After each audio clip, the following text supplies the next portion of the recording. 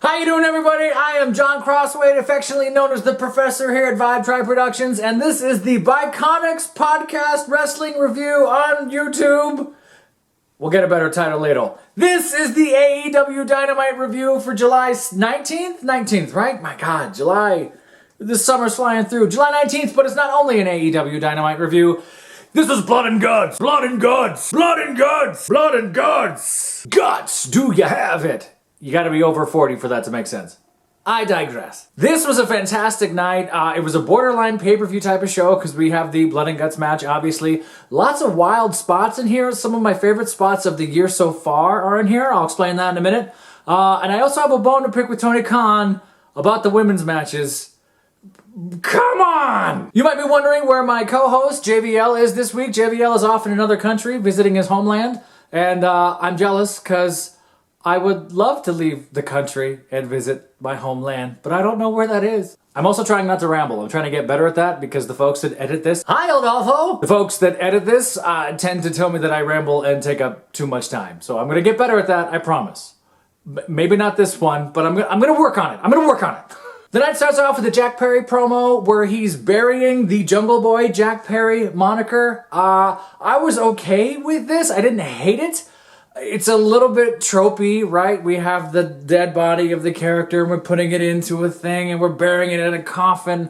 And it almost looks like Army of Darkness or any other movie where we're burying someone and the camera shots upward. I thought it was okay. My son was watching this with me and he asked, whose limo is that? And I was like, I don't know. Jack Perry's got a limo in the desert.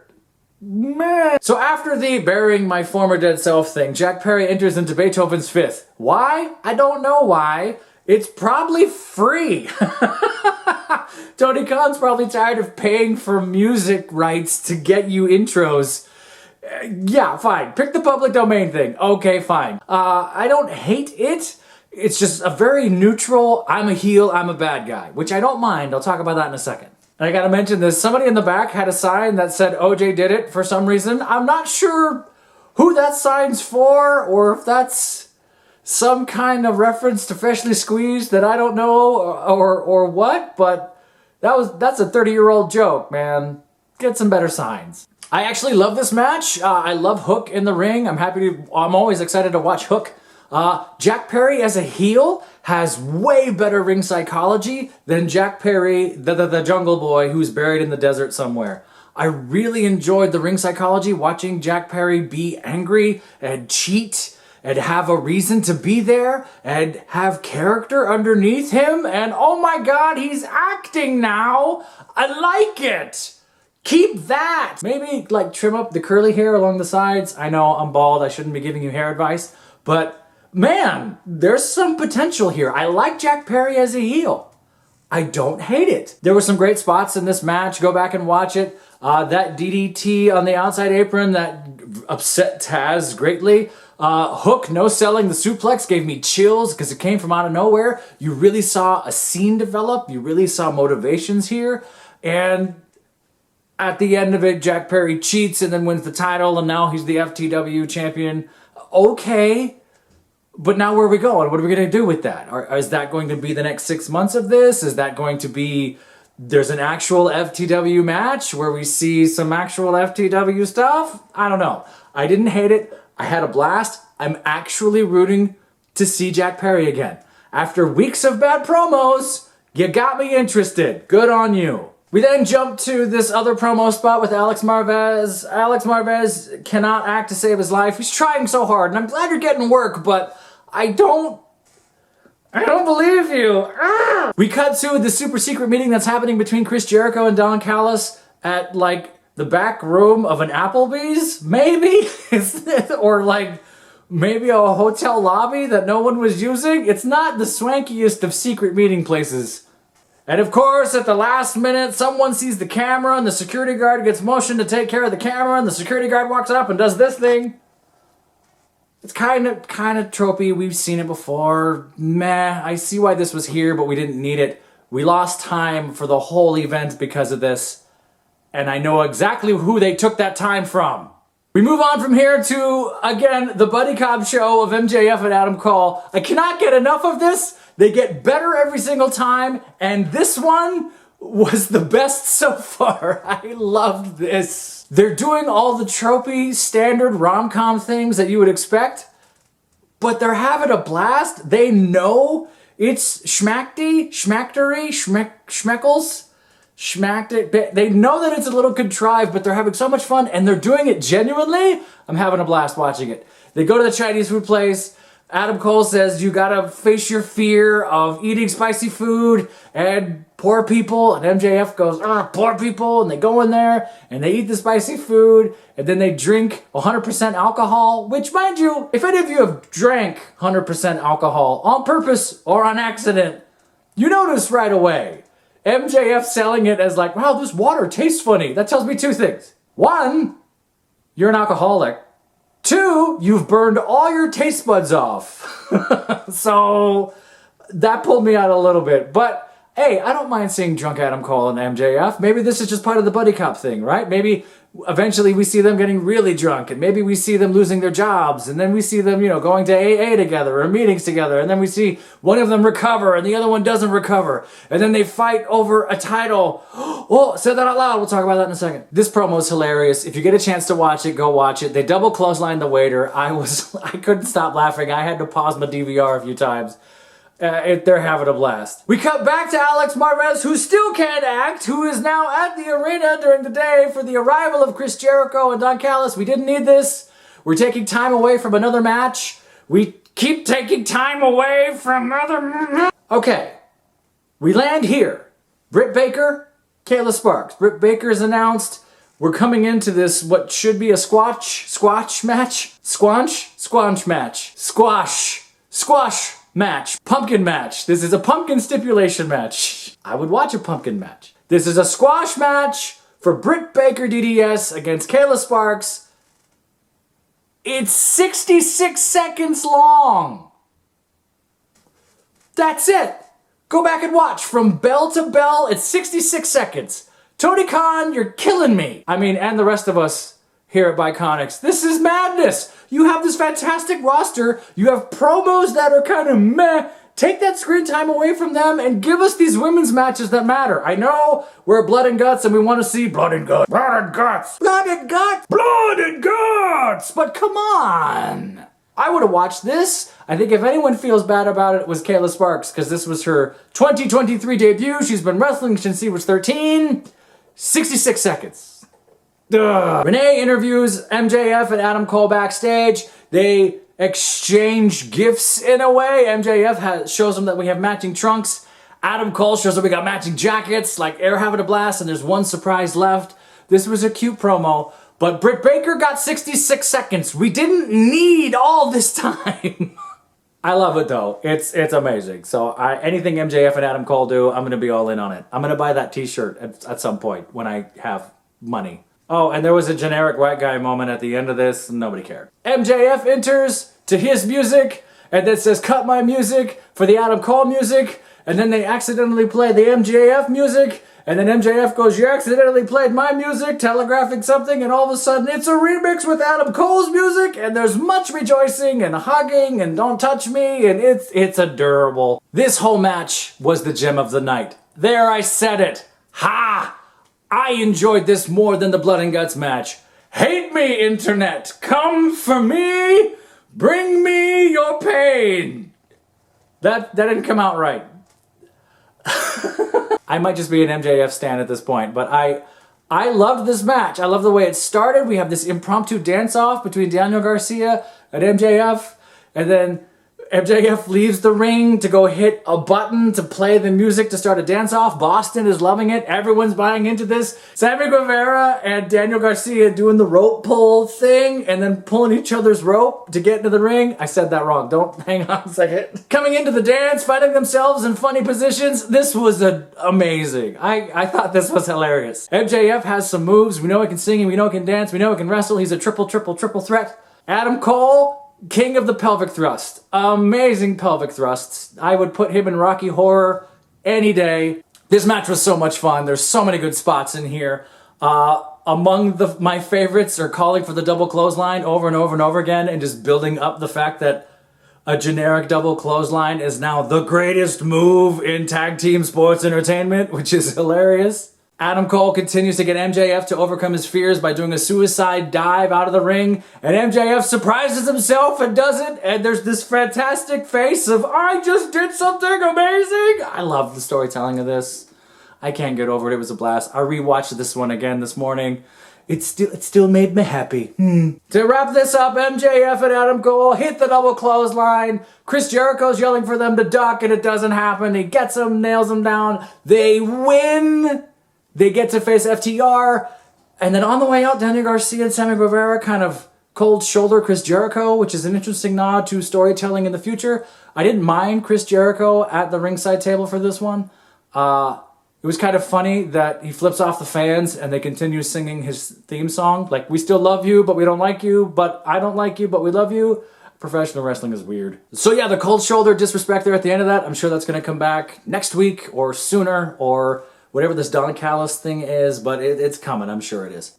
We get this weird storytelling beat at the end where Adam Cole gets the title, the heavyweight championship title, and goes to give it to MJF, but stares at it just a little bit too long, and MJF shoves him and says, what are you doing? What are you this? And they share words. My heart sank, partly because we've had this cool build-up for the last 3 weeks, and it's like, no, don't fight over that. No, I'm all in on the story. They got me.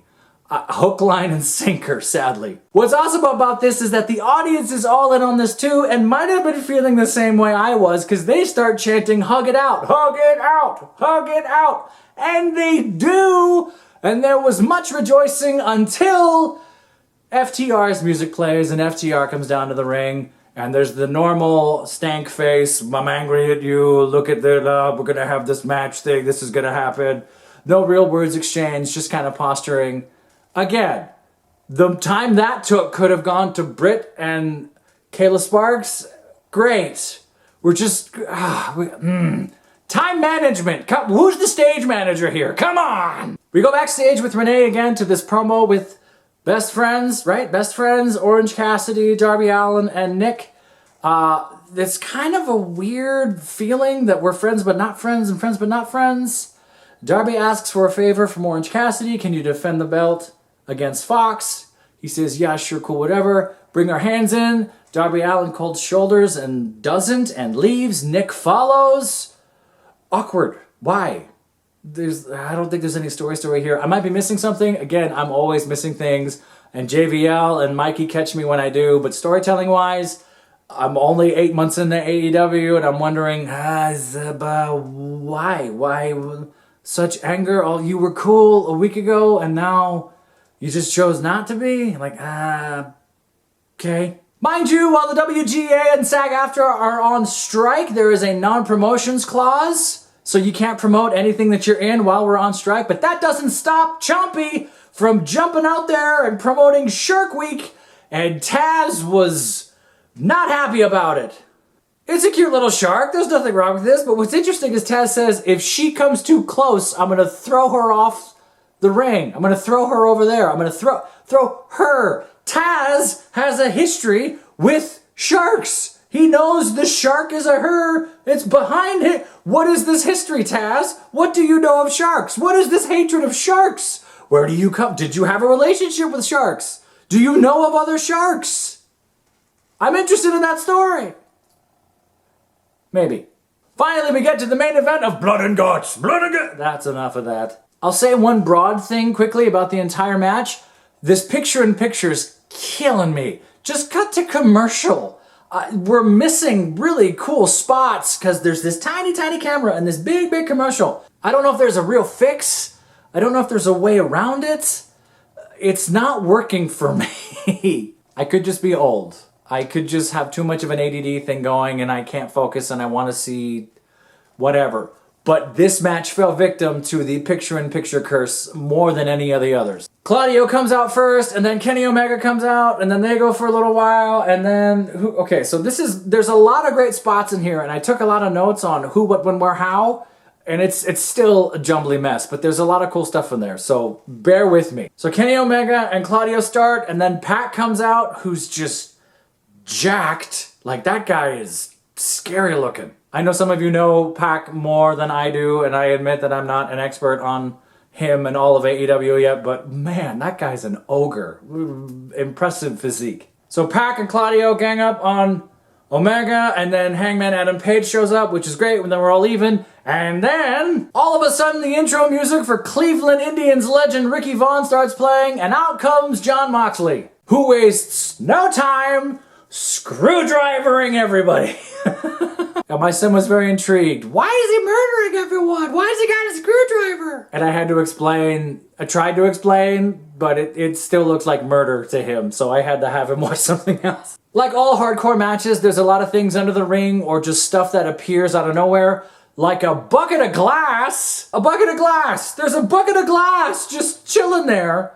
That gets dumped out. That gets used in a few spots throughout the rest of the night. Nick Jackson is the next one out, I'm pretty sure. And in an age of super kicks where everyone's throwing a super kick, be Nick Jackson. Gorgeous extension, super kick beauty.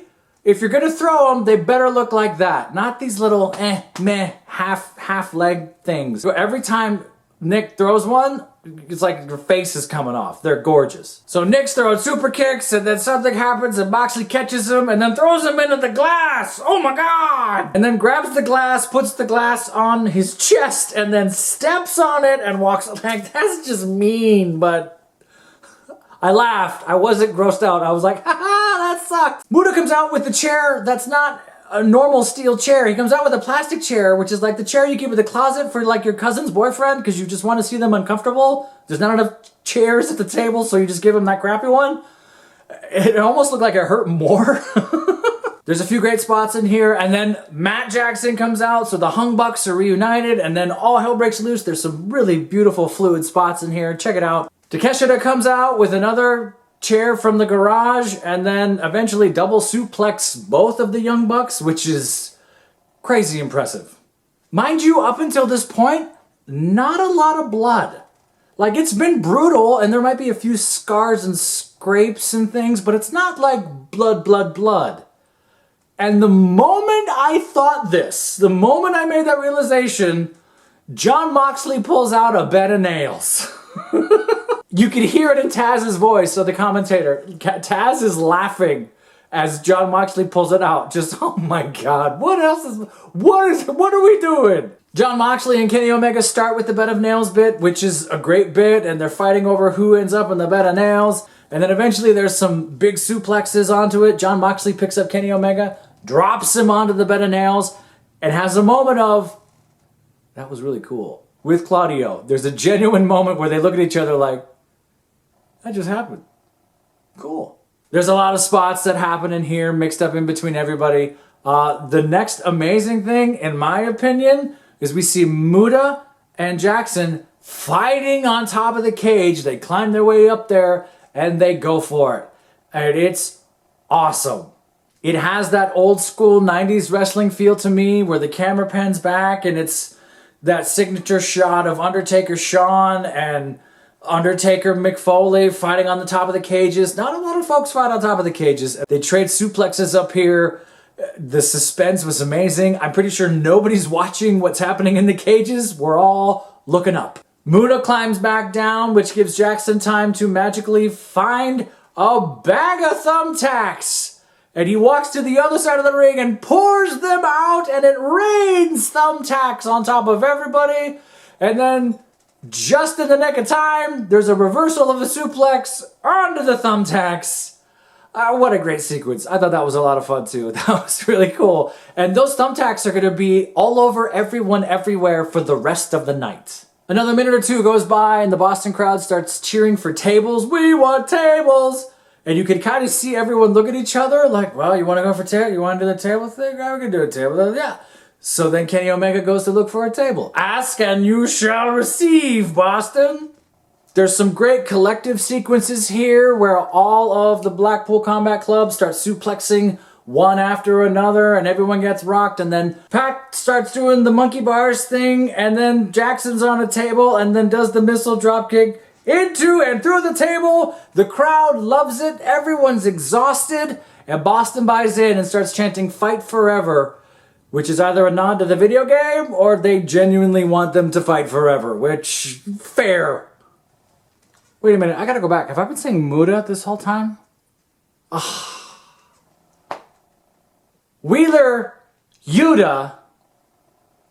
I don't have time to re-record this, but yeah, I messed that up. That's my fault. So the beginning of the end is Kenny Omega in the turnbuckle, and we're just tossing dudes at him left and right. Well, Kenny Omega reverses it, gets Pac into the turnbuckle, and then Claudio comes and gets him anyway, and Pac doesn't like it, and they start fighting, and then the BCC starts shoving each other, and they're not happy about it, and Pac just picks up his toys and leaves. Like, no goodbyes, no explanation, no I'm sorry, no, just nope, peace out, see ya. Cuts the chain and leaves, and looks awesome brooding at the top of the ramp, but that happens. That's it. Omega starts landing Snapdragons everywhere into the glass, which has been there from the beginning. There's a lot of great sequences in here too. Everyone's exhausted, so it gets a little hard to follow here. There's some miscommunication in the second half of this match, obviously, because, blood loss will do that, and they're just beat up. Hangman eventually gets handcuffs with an extra large chain for some reason. They're able to pin Moxley, who's kind of fighting them off, but this is the bit, let's chain up Jon Moxley, which is enough for Don Callis to run to the ring and get Takeshita out of there. So now they're down to 3, and that's the beginning of the end. At one point, I think it's Matt Jackson of Hung Bucks, has thumbtacks all over his boot, and they're shoving Wheeler's face into it. It's gross. Hangman finds a chain, wraps the chain around the neck of the Wheeler. They choke him out. That's a submission. And Jon Moxley is very disappointed. Very, very disappointed about this. There's a little bit of a story angle here from the commentators about how Moxley was helpless. Moxley couldn't stop it from happening. Look at all this. So there's going to be some story angles here, right? That Moxley was chained up and couldn't stop it from happening, but was also outnumbered, but still fighting. So it was just him, Claudio, and Wheeler at the end. I'm interested where that's going to go. I think this Pac storyline is obviously going to come back because he didn't really get revenge. He just kind of got mad and went home. But I'm not as interested as other storylines on AEW right now, so we'll see where that even goes. But in the end, I thought this was fun. Storytelling-wise, there's a little bit of work to do, but I had a blast watching it. It was not my favorite match of the night. I really liked the MJF Adam Cole tag team stuff. I thought that was a lot of fun. I thought that had a lot more story leading into it, story that I could follow and that I was cognizant of as it was happening. But Blood and Guts is still an incredible feat. They're professionals. It was fun to watch. It's not bad by any means, but it's right there like 1A, 1B, and I just kind of think the tag team stuff edged it out. Oh, and by the way, Moxley kissing the camera covered in blood, amazing. I thought that was a great touch. So all in all, AEW Dynamite Blood and Guts, which happened on July 19th, 2023, I loved it. I had a lot of fun. This is the first A that I've given on the channel. This was a solid A for me from me. It's like A minus, like a 92, 91, 90% because some of those promos weren't needed. And you gave Britt Baker and Kayla, oh, I forgot your name. I'm sorry, but you're awesome, but you're great. I should check my notes, but I'm running out of time. You were great, and you deserve more than 66 seconds. Thank you so much for watching this review. My name's John Crossway. I'm the professor here at the Bi-Conics Wrestling Podcast Review YouTube channel. Hopefully next week I have JBL or Mikey or someone else here to rein me in so that I'm keeping coherent thoughts and actually saying articulate things out loud. Be sure to check out everything else we have here on Vibe Tribe. We got D&D play. We have all kinds of cool things going on in there. We got a Monster of the Week going. We got a Warhammer game going. We got a Walk Amongst Gods going. We have the Bi-Conics podcast where we talk a lot of wrestling and history and wrestling nostalgia, which is always a lot of fun. I'm sure I'm forgetting something. Find us on the socials. Leave a comment. Call me out for making mistakes. I can take it. I probably can take it. I might cry a little, but, you know. Bye!